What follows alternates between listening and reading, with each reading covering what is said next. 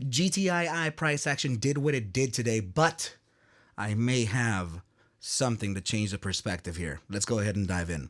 What is up, you guys? Thank you so much for stopping by once again on this happy Friday. This is ARCa coming at you with a GTii technicals, raw price action, and statistical thread of analysis with a bit of theory. Before we get started, please make sure to subscribe to the channel, like the video, share the video with a friend so that you and them could consider joining our trading community in Discord called ARCa. With that said, let's dive right into the charts. Okay, yesterday in yesterday's analysis, I did mention that we may be forming a bear flag, right? Okay, so this may be a huge signal in a signal that may be a continuation pattern, and yes, momentarily bearish, but it could be long haul bullish. All right, so I wanna touch on a couple things here first. We know that per the playbook rules, these ascending wedges or rising wedges, sorry, bear flags, they tend to realize when they're about 70% to the apex of the triangle, which arguably we're there-ish, right? I guess, I mean, if we can be clear, we can do one more candle here and close it at about 80% and then fall to the downside, but this is 70-75% already, okay? So we did use our area of support that we were looking for at about 91 cents, which just so happened to land at the trend line support of the rising wedge, and it has continued doing whatever it has doing. Okay, so now upon validating, I'm sorry, not validating, upon looking at this bear flag and just staring at the chart and looking at the possibilities, I started to notice this. Okay, I started to notice that our volume profile started declining. So we actually have dropping volume. Now, why could that be? Is it the loss of interest? Is it the loss of, is it now that it's not so popular GTI because it's not continuing on that 100, I'm sorry, on that huge parabolic move that we were looking for? I don't know, but it may have to do somewhat with the playbook rules. And I'm talking about with just the trade itself. Okay, so this actually made me open up the 3-day chart, which is the statistical side of the analysis, to view it from a wider perspective on the 3-day chart rather than the 5-day chart. Okay, so now, first of all, we know that this rising wedge is indicative to a downside, okay, and it typically does follow the metrics to a lower end, okay. Actually, I didn't look at this, but in order for us to kind of imply a downside, we can actually take a trend line from the top of the triangle to the bottom of the triangle, and we can apply this to that breakout point. In this case, we can see that it would be let's just say that it was around a 70% mark, right? Like per the normal rules, and it's leading to about 33 cents, which has confluence to the bottom side of this channel here, right? So good, that's all good, but that's not, this method really works more on symmetrical triangles or descending triangles, or what people call right angle triangles. Okay, not necessary to this to the falling or rising wedge. It's not particular to this. I'm just saying that this is a way to look at it. The second way to look at the breakout is actually like this, and this is a little more popular. Okay, so within the rising wedges and falling wedges is to take a trend line from the current position and then implying that to the breakout point. Okay, so trust me. Okay, this is gonna lead to something. Okay, I need you guys to just kind of chill for now, because this is gonna lead to an eventual something. All right. So in this case, let's just go ahead and imply it from here. All right. We'll just remove this trend line, and let's just say that since we are at that 70-75%, that our downside target would initially be essentially be at about 46 cents. Okay, so let's go ahead and now open up the larger profile like I was saying. Okay, let's go ahead and move on to the next chart. So it's going to be this one here, the statistical side that we've been looking at. Okay, this was a great opportunity for me to look at the broader picture with that falling volume profile, right? So we're going to go ahead and just do this real quick.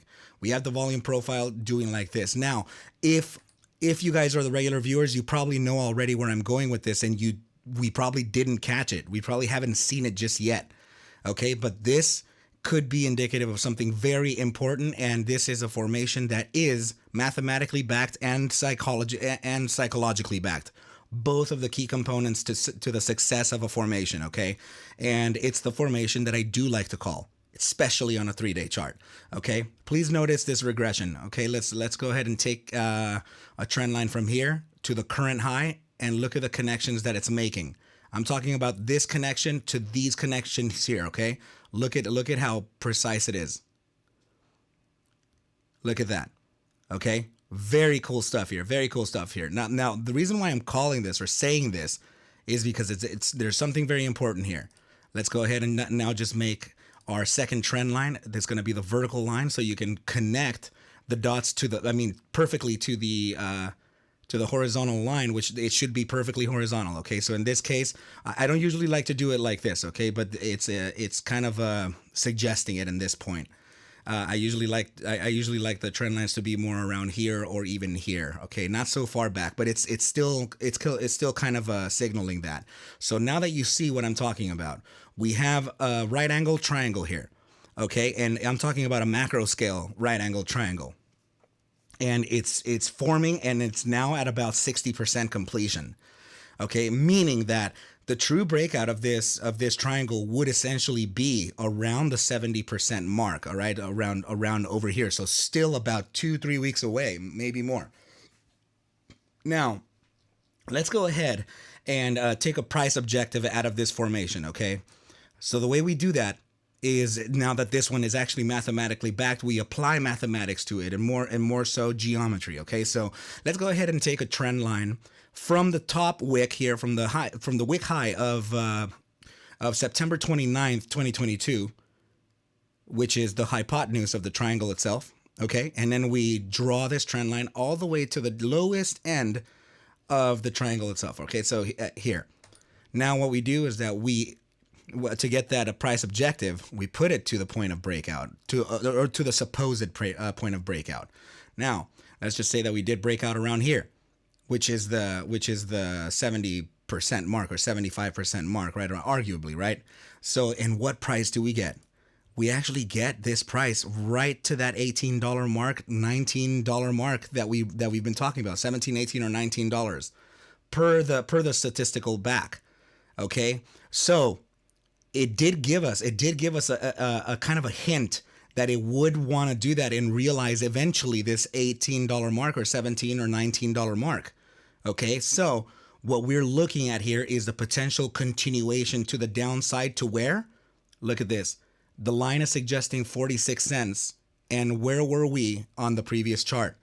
We're suggesting with the rising wedge, 46 cents. Okay, so there are this is a really interesting chess match. And it changes day to day because of us, because of retail, and because of the institutions. So we're exchanging hands every single day and making this strategic move happen. Okay, so now we have an immense amount of rhyming with this $17 and $19 range. Now I'm including $19 because of whatever, right? So because of the objective of the formation itself. So, I mean, the thing is that you can arguably say that the supports were actually more found like this, to where everything supports here. And then you have these candles right down here touching that bottom area, right? So in this case, then, that may be just right. We'll take another trend line here just to imply that target, and we'll take it right down to, let's go ahead and take this to the hypotenuse one more time. And now we can apply it to this point right here. Okay, so this would essentially work out like, what if somebody's saying, no, this is not, well, now that we adjusted the line, this is more of a 90% completion or 85% completion, so we would have to imply that it'd be more around here. So then applying it to this area here, now we get that target again. We get it again at this time closer to the $18 mark. Okay, so this is very, very interesting that I'm catching it right now. Okay, so if that's truly the case, there is still the possibility that we can make an upside move to, sure, $1.55 again, top out and then continue to the downside. But this is very particular to downside continuation. There's still maybe little recoveries here and there before continuing down to the 45-cent zone. So this play very much could be happening right now. Okay, so I just wanted to express some deep warning about this. Okay, so and this formation in particular has a hit rate of about, I'd say, slightly sub 70 to the higher end of 60%, maybe 67, 68%. Maybe 70% hit rate within the markets in general, including crypto, particular to Bitcoin and Ethereum. All right, so this formation is a pretty good one to consider. Okay, so that is actually my thesis right now for GTii. So I'm sorry, yeah. So now let's just go ahead and open up a multi-pane here and just see if there's indications. Since I did say potential weeks, right? Maybe 2 or 3 weeks or something to get to. We're talking about 3, 6, 9, 12. I mean, yeah, this can be like 3 weeks, okay, 2.5 weeks maybe. So, yeah, I guess let's look at everything is sideways for the immediate short term, okay? Slightly bullish, slightly bearish, literally everything sideways, okay? But what interests me is actually the higher term time frame, meaning 2-day period and up. So let's just start with the 3-day, and you can actually see that the 3-day is already facing some resistance from the 14-day moving average, the purple line being the RSI signal itself, suggesting a guide, okay? The 14-day moving average being that guide towards the downside. Let's look the 5-day. The 5-day is also flat, but we're getting a little hint from the 14-day moving average towards the downside. And finally, the weekly is what I was looking at. Okay, so the weekly, we're talking about a 1 week candle. Okay, well, 1 week candle is suggesting the downside, meaning that this can be corrective. Meaning that in 3 weeks we could potentially find ourselves. Let's just go ahead and make a large iteration of the weekly read. Okay, so I'm going to make this one pane, and then this I'm going to blow up and make this the weekly. And I want you to notice. Let me block out all this. I can't do that, huh? Okay, it's okay.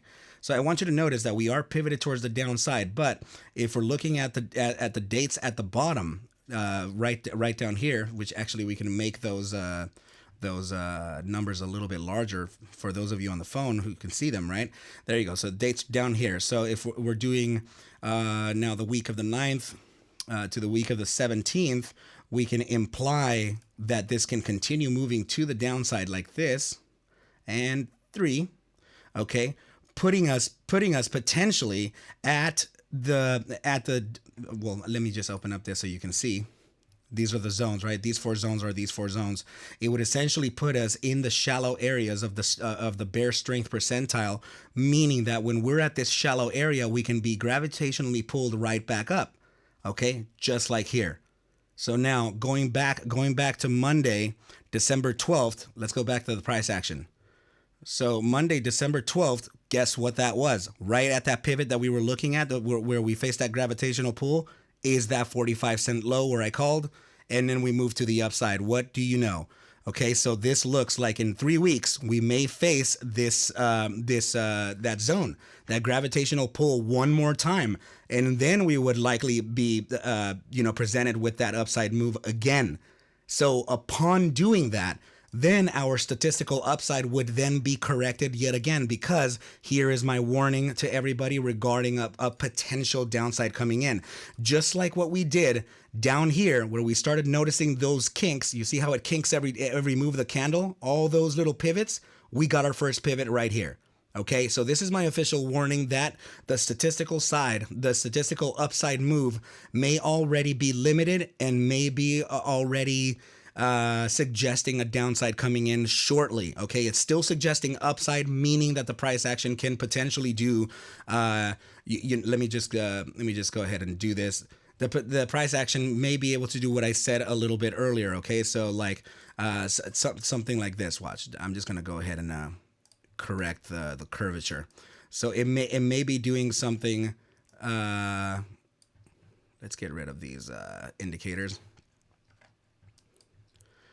The price action may actually be doing something like this. Yeah, it may actually be doing something like this. Okay, so and I'm not saying that we're for sure going to hit that $1.50 mark or 145 mark again. I'm just saying that it is kind of showing us that it may still have a little bit of upside left before an eventual correction. Okay, for the next 3 weeks, to where we can use this bottom side as that form of support, or even wick down to that 46-cent level, just like the bear flag is suggesting. All right, so please know I'm not a financial advisor. Take whatever I do show and iterate within these videos as just a form of entertainment, as I can't suggest for you to buy or sell any assets, okay? I hope you did watch this video all the way. Hit that like button if you definitely did, because you are probably going to succeed at this trade now.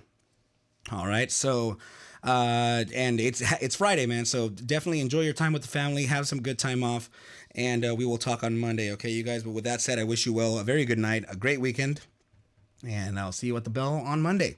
Adios.